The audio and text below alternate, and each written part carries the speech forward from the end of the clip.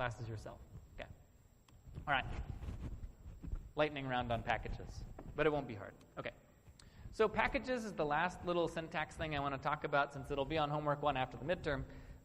And in this case, I will turn again to Python. I think Python has a great set of rules for good behavior. One of these, it's called the Zen of Python. It's things that are nice, like readability counts and so forth. But there's 2 that will be really important here.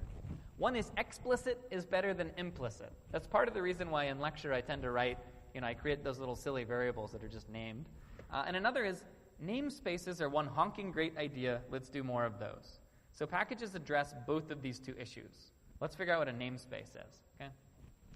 Well, the goal with packages is we really want to give a canonical name to everything. And in fact, this notion, this idea of a canonical representation is a wonderful mathematical idea that should be burned into your brains. And it's basically just a unique representation for a thing. So non-canonical is a license plate number.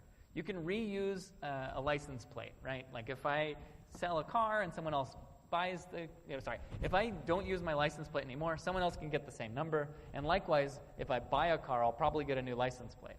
However, cars have VIN numbers. So this right here refers to a very specific motorcycle. I think it was mine that was stolen, possibly. I don't remember anymore. And so that's a canonical one that sits with that motorcycle forever. Okay.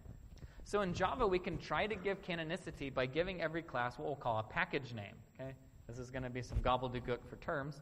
But a package is a so-called namespace that organizes classes and interfaces. And in homework 1, we'll make our own. But let me give you a little example. Okay. So packages basically address the fact that classes might share names. You might have multiple dog classes. Maybe 5 different people have written a dog class.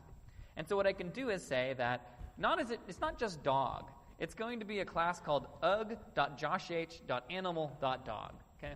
Now that would be a really unwieldy name. So I don't make class names super long to make sure nobody else has them. So what we'll do is we'll, at the top of our files, put package.ugh.josh.animal. Actually, who here had package put into your files by IntelliJ at some point? Anybody? Did the autograder break? Maybe? Probably. So that's why. They changed the whole namespace situation. Okay. So as we'll see after the midterm, we will want to do this. We'll start putting packages in all of our files because that means now that if you do like package, so I picked the name ugh.josh. And the reason is that usually our package names will start with the website address. So if my address of my website was josh.ug, I would put anything that I write in the ugh.josh.whatever package. Okay? And so what's nice about this is that when I want to actually make a dog, I can be very specific about which dog I want. I don't want just the built-in dog. I don't want frank.dog. I want ugh.josh.animal.dog. Now, as we saw in the hyperspeed round of the JUnit lecture, typing out that entire name could be annoying. So how do we fix that in Java? Import. So when I do import, it basically says to Java, from now on, anytime you see dog, what you're thinking about is ugh.josh.animal.dog.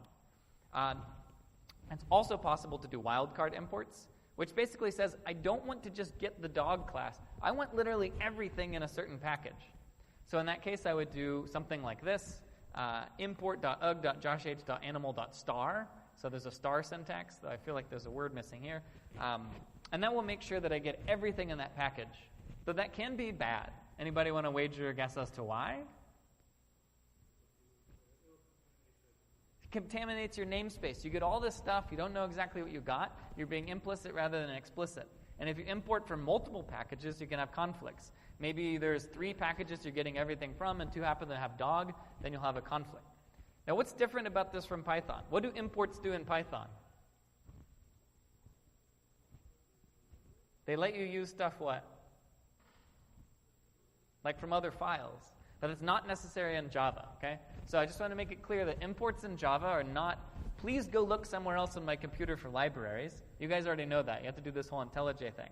Instead, it says, from now on, language, please treat dog semantically as the one from this package, okay?